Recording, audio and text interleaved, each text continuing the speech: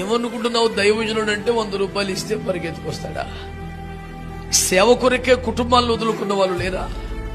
సేవ కొరకే ఆస్తిలో తమకొచ్చే వాటారు కాదనుకున్న వాళ్ళు లేరా? సేవ కొరకే చేస్తున్న చిన్నదో పెద్దదో ఉద్యోగాన్ని వదిలిన వారు లేరా?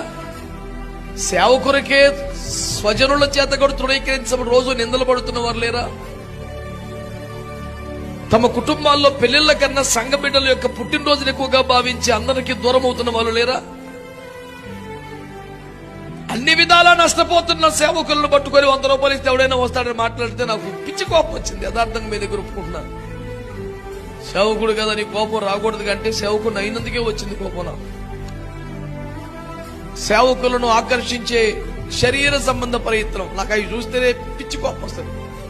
మంచి భోజనము కలదు. ఎవడనుకుంటున్నావురా దైవజనుడు అంటే? మంచి భోజనం అనగానే ఆరాటపడి వస్తాడు ఆవిడన్న సేవకుడు.